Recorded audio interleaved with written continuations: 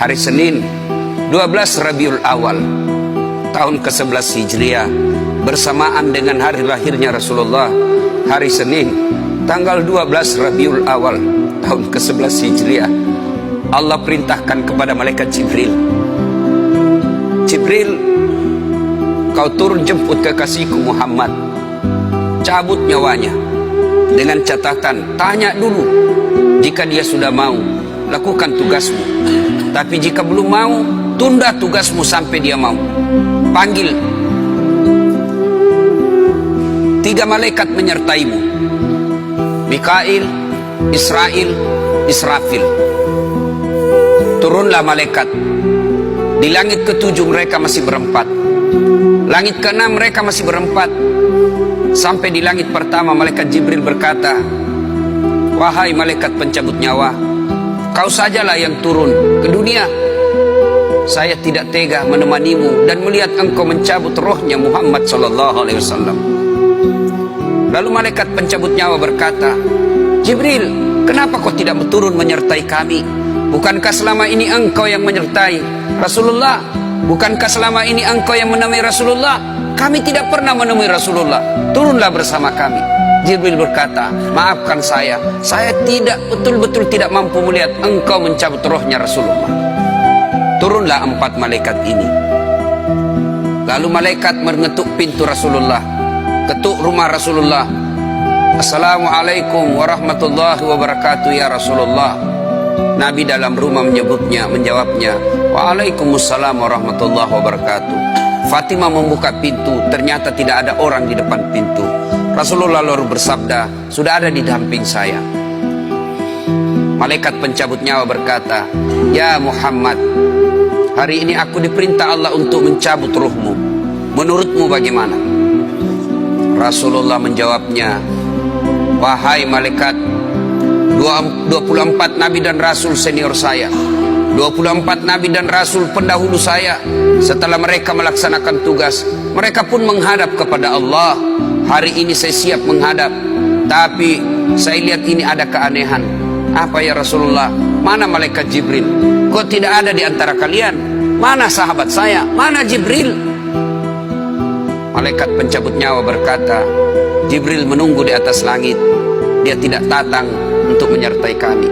Lalu Nabi perintahkan, kau panggil dulu. Ada perkara yang penting yang ingin saya tanyakan kepada Jibril. Setelah itu saya siap menghadap kepada Allah. Naiklah malaikat pencabut nyawa dan berkata kepada Jibril, ya Jibril, engkau dicari sahabatmu, turunlah engkau menyertai kami. Turun malaikat Jibril, lalu ketemu dengan Nabi. Nabi bertanya kepada Jibril, ya Jibril, kalau hari ini aku harus menghadap kepada Allah, tolong berikan saya berita gembira, tolong perdengarkan saya kalimat yang nikmat di telinga saya. Lalu Jibril bersabda, ya Muhammad, saya dapat berita gembira dari Allah. Seluruh malaikat yang pernah Allah ciptakan antri untuk menyambut rohmu ya Muhammad. Apalagi ya Jibril, ya Muhammad, seluruh nabi 24 haram masuk surga sebelum engkau lebih dulu. Meskipun engkau nabi paling terakhir, tapi Allah memberikan garansi dan jaminan, haram seluruh nabi dan rasul masuk ke dalam surga sebelum engkau lebih dulu ya Muhammad. Nabi mengucapkan alhamdulillah. Apalagi ya Jibril, ya Muhammad, jika engkau punya dosa dan kesalahan, Allah telah mengampuni dosa dan kesalahanmu. Nabi bersabda alhamdulillah. Tapi ya Jibril, itu kan saya, itu diri saya. Ya Jibril, saya tidak cemas soal diri saya tidak ragu soal diri saya. Yang saya cemaskan umatku ya Jibril. Bagaimana umatku sepeninggal aku kelak?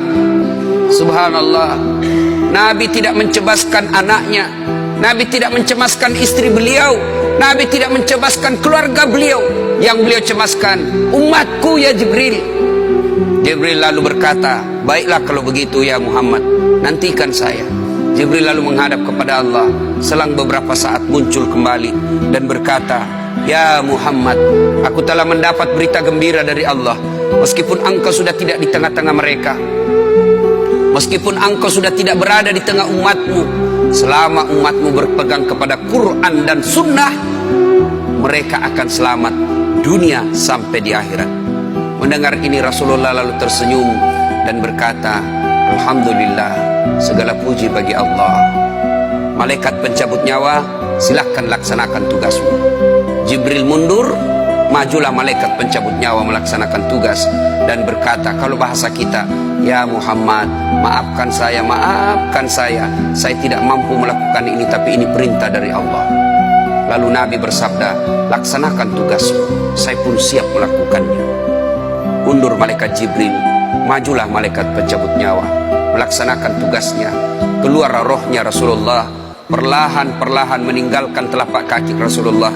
Telapak kaki Rasulullah menggigil naik ke atas betis Rasulullah, naik ke paha Rasulullah, sampai ke perut.